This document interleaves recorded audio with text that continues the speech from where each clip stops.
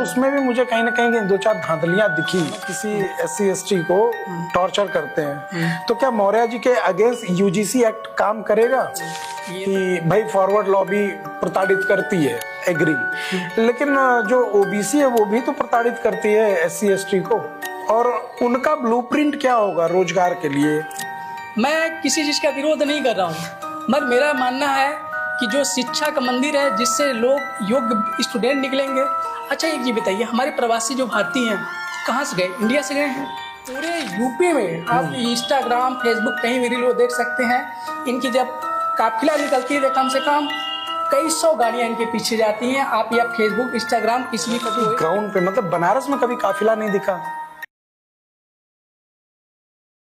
नमस्कार दोस्तों, मैं संगीता पुत्र गोविंद स्वागत करता हूं आप सबका अपने इस पॉडकास्ट के अगले सेशन में, जिसमें आज हमारे साथ हैं भारत की एक उभरती हुई नई पार्टी अपनी जनता पार्टी के प्रदेश सचिव, जिनका नाम है विकास मौर्य जी। नमस्कार। मैं अपनी जनता पार्टी का प्रदेश सचिव विकास मौर्य। विकास जी, आज आप हमें मिले हैं और हम चर्चा करेंगे अपनी जनता पार्टी के बारे में, और कुछ छोटे छोटे दो चार प्रश्न होंगे जो हम आपसे पूछेंगे आपकी जनता पार्टी से रिलेटेड। ठीक है सर, है ना? क्योंकि बहुत जगहों पे देखा गया है कि आप भाई UGC के समर्थन में बड़ा धरना प्रदर्शन दिए और बड़ा लड़े हैं, तो उस बारे में भी चर्चा की जाएगी। Yes sir. तो सबसे पहला सवाल यही होगा कि आपकी शिक्षा दीक्षा के बारे में पहले बताइए, फिर हम धीरे धीरे माहौल बनाते हैं। मैं दिल्ली में IAS की तैयारी कर रहा था। अच्छा। 2013 से लेकर 2022 तक मैं दिल्ली में था। IAS के स्टूडेंट रहा। और मैंने बहुत मेहनत से प्री मेंस आगे का एग्जाम मैंने दिया। अच्छा। और दुर्भाग्य से मेरा अटेम्प्ट भी खत्म हो गया, मैं UPSC क्वालिफाई नहीं कर पाया। अरे वाह, कोई बात नहीं है। इसमें होता क्या है ना कि अभी हाल ही में एक मेरे साथ जुड़े थे, आप जानते होंगे उनका नाम था नीलोत्पल मृणाल जी। उन्होंने 2 किताबें लिखी हैं, एक डार्क हॉर्स जो आपके स्ट्रगलिंग टाइम का रहा होगा, फेवरेट बुक है। हाँ, दूसरी किताब उनकी है विश्व गुरु, जो ये है कि जब UPSC एस्पायरेंट जो होते हैं, जो कि सक्सेस नहीं हो पाते हैं, तो उनकी जो जीवन, उनका जो उस समय जो जीवन चल रहा होता है, उसके बारे में बड़ा बढ़िया उन्होंने चित्रण किया है। तो वो मैं चाहूँगा कि अगर आप नहीं पढ़ें तो आप एक बार उस किताब को भी अवश्य। मैं आपको बता दूँ, मैं जब दिल्ली में UPSC की तैयारी कर रहा था जी, तो डार्क हाउस मैंने पढ़ा था। और सबसे बड़ी बात है कि उन्होंने एक पैराग्राफ में लिखा था जी, जो उसका मेन नायक होता है वजीराबाद गली नंबर 14 में रहते थे। आप भी वहीं थे क्या? और मैं भी वजीराबाद गली नंबर 14 में रहता था। क्या बात और सौभाग्य है कि हम जब तैयारी कर रहे थे तो उस पूरे ग्रुप में कोई नहीं निकला, वही लड़का IPS अधिकारी बनता है। तो हम भी जब तैयारी कर रहे थे सर, तो मुझे भी लगा कि अगला डार्क हाउस मैं ही होने वाला। अरे क्या बात है। खैर, आप सबसे बड़ा एक होता है ना कि मेरा एक मित्र है, वो अक्सर मुझसे कहता है कि जो IAS नहीं बन पाते हैं वो IAS बनाते हैं, क्योंकि वो टीचर होते हैं। आप अचानक राजनीति में आने का कैसे प्लान किए? हम ये मानते हैं जी कि अपना एक क्षेत्र होता है। मैं UPSC का तैयारी इसलिए कर रहा था कि मैं समाज से जुड़कर समाज के लोगों को, समाज के ST ST OBC अल्पसंख्यक समाज के जो आर्थिक रूप से पिछड़े हैं, इनका मदद कर सकूं। इनके जीवन में जो उतार चढ़ाव है इन्हें मैं आगे ले जा सकूं। गरीब लोग हैं, महिलाएं हैं, इन्हें शिक्षा अवेलेबल करा सकूं जी। और दुर्भाग्य से मैं वहाँ पे सक्सेस नहीं हुआ। अच्छा। तो मेरा ऑप्शन ये था कि मैं टीचर बन के IAS भी बना सकता हूँ। IAS बनाता मैं जरूर, मगर इसकी कोई गारंटी नहीं था कि मैं अपनी जो लोगों के बीच में जाकर मैं मदद कर सकूँ। शायद वो ना कर सकता। इसीलिए मैं राजनीति में आया। यहाँ एक अच्छा प्लेटफार्म है अपनी जनता पार्टी के प्रदेश सचिव होने के नाते, और मैं आगे बढ़ रहा हूँ। अपनी जनता पार्टी का ही मूल रूप से विचार है SC ST OBC और अल्पसंख्यक समाज के लोगों के हितों का रक्षा करना और इसे आगे बढ़ाना। लोगों के हितों की रक्षा को ही पकड़ के चलते हैं। आपकी पार्टी के जो मुख्य अध्यक्ष हैं स्वामी प्रसाद मौर्य जी, ये पहले बसपा में थे, फिर सपा में आए, फिर भाजपा में भी कुछ टाइम पे रहे। तो क्या उस समय के रनिंग पार्टी में होते हुए, उस टाइम के रूलिंग पार्टी में होते हुए भी वो जब इन समाज के हितों की रक्षा नहीं कर पाए तो इन्होंने फिर एक अपनी नई पार्टी बना ली, अपनी जनता पार्टी। क्या मतलब लगता है आपको कि वो अब भी रक्षा कर पाएंगे, क्योंकि ये पार्टी तो बड़ी रनिंग नहीं दिख रही है भाई साहब? एक चीज आप बताइए सर जी, आपने बताया कि बसपा में थे, सपा में थे, बीजेपी में गए, फिर अपनी जनता पार्टी ने बनाया जी। उनका मूल उद्देश्य था SC, ST, OBC और अल्पसंख्यक समाज के हितों की रक्षा करना। बिल्कुल। मगर एक चीज बताइए, उन्होंने जब बसपा में जीत थे, बसपा में काम किया और उन्होंने प्रयास भी किया कि समाज के SC, ST, OBC और अल्पसंख्यक समाज के लोगों को मैं मदद कर सकूं। बिल्कुल। मगर दुर्भाग्य ये देखिए कि बसपा भी पूरी तरीके से जो उनके प्रति ओरिएंटेड था वो भी अब ओरिएंटेड नहीं रहा। मतलब आपको क्या आप कहने का मतलब कि उनको जो स्वतंत्रता चाहिए, जो लोगों के हितों का काम करने के लिए चाहिए, उसे नहीं करने दिया गया। ये काम सपा में भी हुआ, ये काम बीजेपी में भी हुआ। नहीं, आपके हिसाब से ये कहना आप चाह रहे हैं कि जो बसपा है या सपा है या और भी PDA की बहुत सारी जो पार्टियां हैं वो SC, ST, OBC और इन लोगों के जो नीचे पिछले तबके के लोग हैं उनके बारे में सोच नहीं रही है? अच्छा, यदि ये सोचते तो अभी आप लोग हाल में देखिए UGC बिल आया हुआ है। हाँ बिल्कुल। UGC बिल के समर्थन में कहाँ सपा खड़ी है, कहाँ बसपा खड़ी है, कहाँ कांग्रेस खड़ी है? इसका तो उनको कांग्रेस का समर्थन करना चाहिए। बिल्कुल खड़ी थी। अभी अखिलेश यादव जी का भी एक बयान आया था जिसमें वो उसका समर्थन कर रहे थे। एक मीडिया के सामने बोलना, एक प्रदर्शन से आंदोलन में उतर जाना, इससे अरविंद केजरीवाल जी CM रहते हुए धरना प्रदर्शन, हमारी मांग नहीं होगा तो हम जनता के बीच में जाएंगे। अच्छा, दिल्ली के वो CM रहते हुए भी यदि राज्यपाल से डिस्प्यूट होता था, उसके लिए वो अनशन में बैठ जाते हैं कि हमारी मांगे पूरी नहीं होता। आप सत्ता में भी नहीं है, जब आप सत्ता में भी नहीं है तो क्या आप धरना प्रदर्शन नहीं कर सकते? आप संसद के घेराव नहीं कर सकते? तो UGC बिल जो ये इस बार का जो UGC एक्ट जिसकी आप बात कर रहे हो उसमें भी मुझे कहीं ना कहीं 2-4 धांधलियां दिखी। उस एक्ट में ही धांधली थी। क्या लगता है आपको, एकदम पूरी तरीके से वो सही था? अगर वो पारित हो जाता तो क्या इससे SC, ST, OBC सुरक्षित हो जाते? एक चीज बताइए सर जी, समाज के ST, ST, OBC और अल्पसंख्यक वर्ग के जो कॉलेजों में जाते हैं वहाँ पे इनके साथ शोषण होता है। और रोहित वेमुला जी जो कि एक PhD होल्डर से बहुत योग्य थे, इन्हें इतना प्रताड़ित किया जाता है कि ये सुसाइड कर लेते हैं। अभी हाल ही में आपने देखा होगा कि इंस्टाग्राम पे एक रील चल रहा था, राजस्थान की कोई एक लड़की थी, वो किसी कॉलेज से पढ़ रही थी, वो PhD होल्डर थी और PhD होल्डर होने के बावजूद अब प्रोफेसर बोलते हैं कि आप हमारे रूम में आई और रो के चिल्ला रही है कि भैया हम रूम में नहीं जाएंगे। क्या है इसका नया कैसे होगा? नहीं आप समझे। और दूसरी कंडीशन ये है सर, जब कोई भी कानून बनता है उसमें खामियां जरूर होती हैं। ऐसा कोई चीज है कि तो नहीं, मैं परफेक्ट की बात नहीं कर रहा हूँ। जैसे UGC एक्ट की बात आप अगर कर रहे हैं तो मान लेते हैं कि भाई फॉरवर्ड लॉबी प्रताड़ित करती है, ठीक है, SC, ST को, ठीक है, एग्री। लेकिन जो OBC है वो भी तो प्रताड़ित करती है SC, ST को। तो क्या आपके UGC में ये जो OBC का जो कैडर है, जो स्टूडेंट है या टीचर है OBC कास्ट का है, और वो अगर प्रताड़ित करता हो किसी SC, ST को, तो इसके अगेंस्ट में आपका UGC कहाँ था? देखिए, जहाँ तक आपने बताया कि OBC लॉबी भी SC, ST को प्रताड़ित करती है, बिल्कुल करती है। उसके लिए तो हरिजन एक्ट है ही। नहीं, आप विद्यालय में बात कर रहे थे, हरिजन एक्ट तो आपके जनरल के लिए भी था ही। बता रहा हूँ विद्यालय में ये था, मगर ऐसे जैसे जो एक्ट है ये वो आपका OBC के लॉबी के लिए तो नहीं है, अल्पसंख्यक वर्ग के लिए नहीं है, इसको सबको इंक्लूड करके वहाँ पे इसे लाया गया था। नहीं, आप फिर मेरी बात को थोड़ा सा मैं और क्लेरिफाई करता हूँ, इसको और विस्तृत करता हूँ। मान लीजिए जैसे आप मौर्य जी हैं, ठीक है, मौर्य जी जाते हैं अचानक किसी SC, ST को टॉर्चर करते हैं, तो क्या मौर्य जी के अगेंस्ट UGC एक्ट काम करेगा? ये तो भैया SC, ST, OBC सभी के हितों को तो लेकर आ गया। यदि मैं करते हैं उसमें यदि मैं फिर मेरी बात आप नहीं समझे, मैं इसको और थोड़ा सा क्लियर करता हूँ। आप हैं मौर्य जी, मैं हूँ SC/ST एक्ट में, ठीक है, मैं एक SC/ST स्टूडेंट हूँ। अब आप हम दोनों साथ में विद्यालय में हैं, आप आते हैं, मुझे टॉर्चर करते हैं, जातिगत शब्दों से मुझे सूचित करते हैं, बुलाते हैं और टॉर्चर करते हैं, तो क्या आप उस UGC एक्ट के अंतर्गत आएंगे या नहीं? हमारा कहने का मतलब ये व्यवस्था नहीं है, तो इसमें जो खामियां उसमें सुधार किया जाए ना।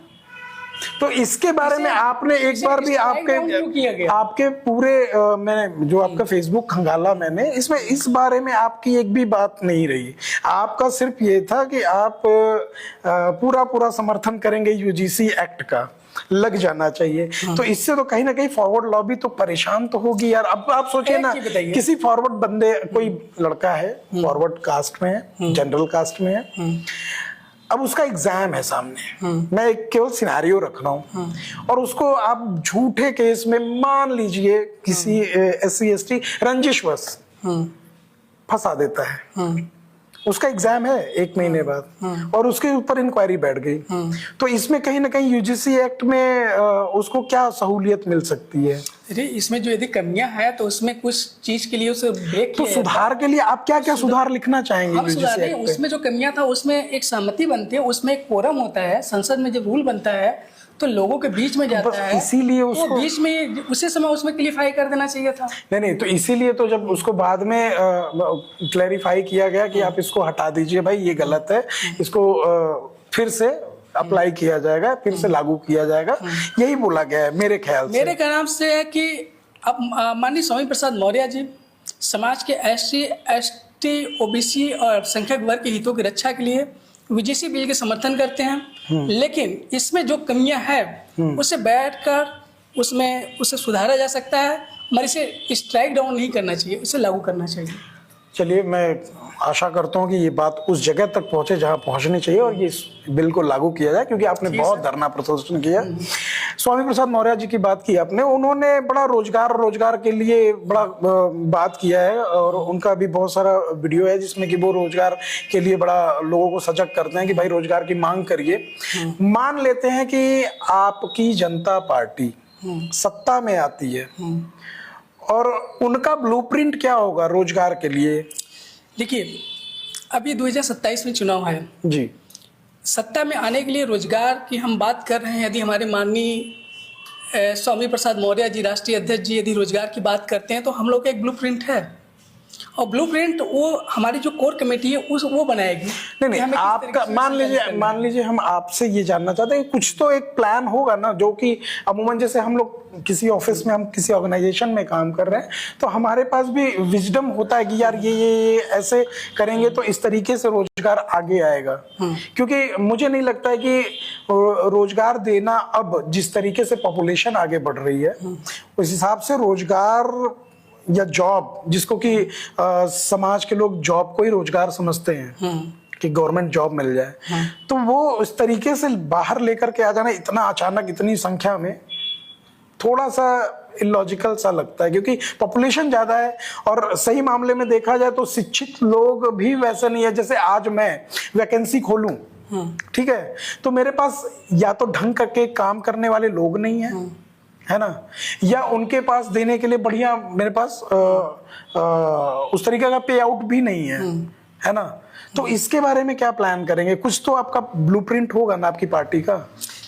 हमारे जो राष्ट्रीय अध्यक्ष है माननीय स्वामी प्रसाद मौर्य जी, रोजगार देने की बात उन्होंने कहा है, ये अच्छी बात है। बहुत से पार्टी आती हैं, उन्होंने अपना घोषणा पत्र जारी करते हैं कि हम इस तरीके से करेंगे, वो करेंगे, कभी लागू होता नहीं है। और अच्छी बात यह है कि नहीं, बीजेपी एक पार्टी थी जिसने कहा हम मंदिर बनवाएंगे और उसने बनवाया। हाँ, सही सी बात है। हाँ, तो मंदिर बनाने की बात किया गया है, कुछ ब्लूप्रिंट होगा ना आपका। क्या हुआ? योगी सरकार, मैं फिर युग में योगी सरकार स्कूल कॉलेज को बंद कर रही है। नहीं, मैं देखिए उस जगह पे मुझे नहीं जाना की बात हो रहा है। मैं किसी चीज का विरोध नहीं कर रहा हूँ, मगर मेरा मानना है कि जो शिक्षा का मंदिर है जिससे लोग योग्य स्टूडेंट निकलेंगे। अच्छा, एक ये बताइए, हमारे प्रवासी जो भारतीय हैं कहाँ से गए? इंडिया से गए हैं, और इंडिया से जाने के बाद जो पढ़े लिखे वर्ग हैं, जो वेल एजुकेटेड हैं, वही ना जाके अरब कंट्री में, अमेरिका में, वहाँ पे जाके लॉबी बनाते हैं, पैसा कमाते हैं, बिजनेस में स्टैंड करते हैं। मैं ये बात मानता हूँ कि आप शब्दों के बड़े धनी हैं, और शिक्षा में मेरे से बहुत आगे हैं।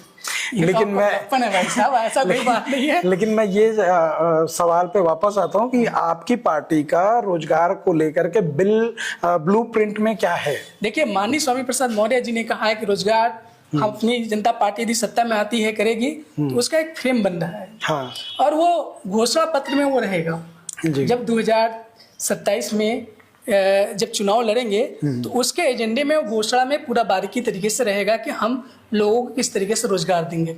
अभी मेरा यहाँ पे डिस्क्लोज करना उचित नहीं रहेगा। अच्छा, मतलब आप इसको डिस्क्लोज नहीं करना चाहते। खैर, अगला सवाल एक ये है कि मैं अभी जब मुझे आपसे प्लान हुआ था कि भाई हम लोग बैठेंगे बात करेंगे, तो मैं अपने घर पे अपने पिताजी से ऐसे ही चर्चा हो रही थी कि भाई स्वामी प्रसाद मौर्य जी की पार्टी से विकास भैया आ रहे हैं, तो उनसे कुछ चर्चा करनी है।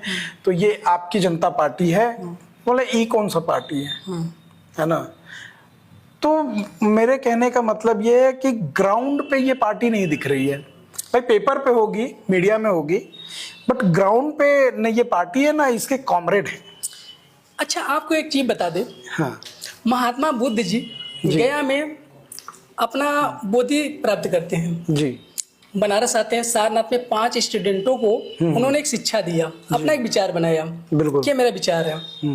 आज वो बढ़ते बढ़ते आज आपको कम से कम 20 से 30 देशों में भारत के बहुत संख्यक में ये दिखेंगे जी। उसी तरीके से माननीय स्वामी प्रसाद मौर्य जी की जो अपनी जनता पार्टी है, SC ST OBC की पार्टी है, अल्पसंख्यक वर्गों की पार्टी है, उनके जो विचार है धीरे धीरे लोगों के बीच में जा रहे हैं। ये 1 साल पुरानी पार्टी है। हाँ। और उनके विचार आज के युग में देखिए, UGC के लेकर धरना प्रदर्शन किए थे, 15,000 के आसपास लखनऊ में जुटे हुए थे। अच्छा। और पूरे यूपी में आप इंस्टाग्राम फेसबुक कहीं भी रील वो देख सकते हैं। इनकी जब काफिला निकलती है कम से कम कई 100 गाड़ियां इनके पीछे जाती हैं। आप या फेसबुक इंस्टाग्राम किसी भी पेज पे जाकर देख सकते हैं। मेरा वही कहने तो कहने का मतलब ये है सर कि हमारे 75 जिले के हर जगह पे हमारी कमेटी गठन हो चुकी है, लोगों के पास जा रहे हैं। अब माननीय स्वामी प्रसाद मौर्य जी के जो विचार हैं लोगों तक पहुंचाया जा रहा है। आज सोशल मीडिया का माध्यम है, तो हम बहुत जल्द ही इसको हम ग्राउंड रूट पे दिखने लगेगा। नहीं, तो मेरे कहने का मतलब है कि भाई काफिला दिख रहा है सोशल मीडिया में। मैं भी तो यही कह रहा था कि ग्राउंड पे, मतलब बनारस में कभी काफिला नहीं दिखा। नहीं, आज आपको पता होगा कि 16 सितंबर 2025 को माननीय स्वामी प्रसाद मौर्य जी के यहाँ पे काफिला था। कम से कम 20 जगह पे, बनारस में 20 जगह पे उनका भव्य स्वागत हुआ, उनकी रैलियां हुई थी, जिसमें से मैं विकास मौर्य पहली बार माननीय स्वामी प्रसाद मौर्य जी इसमें मिला भी था।